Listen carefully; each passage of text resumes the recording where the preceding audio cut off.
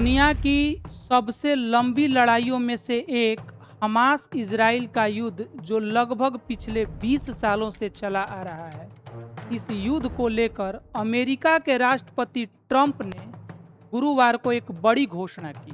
Trump के अनुसार Hamas इस बात के लिए राजी हो गया है कि गाजा पट्टी में हमास अपने हथियार को रख देगा और जैसे जैसे हमास अपने हथियार को रखता जाएगा वैसे वैसे इजराइल की सेना गाजा पट्टी से पीछे होना शुरू हो जाएगी। लेकिन सबसे बड़ा सवाल है कि क्या ट्रंप की बातों को इजराइल मानेगा, और वो भी ऐसे समय में जब इजराइल में पीएम पद का चुनाव होने वाला है।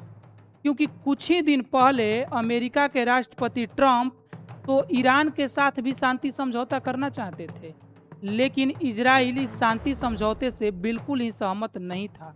परिणाम ये हुआ कि एक बार फिर से अमेरिका और ईरान के बीच युद्ध शुरू हो गया और पहले से बड़ा रूप ले लिया। एक तरफ हमास कह रहा है कि इजराइल अगर गाजा पट्टी पर हमले रोक देगा तो हम लोग हथियार रखने के बारे में सोचेंगे, तो दूसरी तरफ इजराइल कह रहा है कि हमास पहले हथियार रखेगा उसके बाद हमारी सेना पीछे हटना शुरू करेगी। सबसे बड़ा सवाल यही है कि क्या ट्रंप की बातों को मिडिल ईस्ट कंट्री जो भी हैं जहां पर भी युद्ध हो रहे हैं ये लोग सीरियस लेते हैं।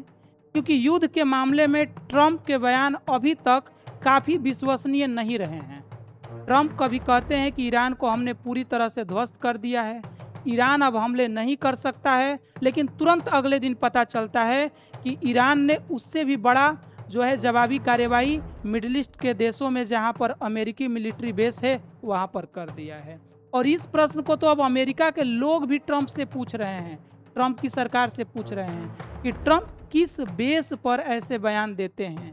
ट्रंप तो ये भी कहते हैं कि भारत पाकिस्तान का युद्ध भी ट्रंप ने ही रुकवाया है। मतलब जब से दूसरी बार अमेरिका के राष्ट्रपति ट्रंप बने हैं इनका माइंडसेट किसी को पता नहीं चल रहा है। जब से ये दूसरी बार अमेरिका के राष्ट्रपति बने हैं पूरी दुनिया में अशांति है, महंगाई बढ़ती जा रही है, युद्ध बढ़ते जा रहे हैं।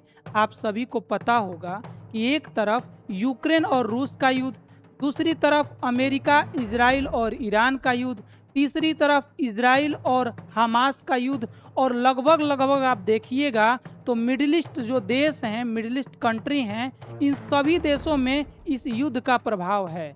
चाहे स्ट्रीट ऑफ हॉर्मुज हो, चाहे स्ट्रीट ऑफ बॉब अल मानदेव हो, इन सभी जगहों पर युद्ध का काफ़ी प्रभाव रहा है और लगभग मिडिल ईस्ट के सभी देश इस युद्ध की चपेट में आ गए हैं। चाहे सऊदी अरब हो, कुवैत हो, जॉर्डन हो, दुबई हो, ईरान हो, इराक हो, लेबनान हो, ये सभी देश इस युद्ध से प्रभावित है। मतलब ये माना जा सकता है क्या कि वर्ल्ड वॉर 3 की जो नींव है ये रखी जा चुकी है, उसकी जड़ें मजबूत हो रही हैं और वर्ल्ड वॉर 3 की आशंका हो सकती है। आपको क्या लगता है? इस खबर को पूरा देख करके बताइएगा और अपने विचार भी कमेंट बॉक्स में रखिएगा।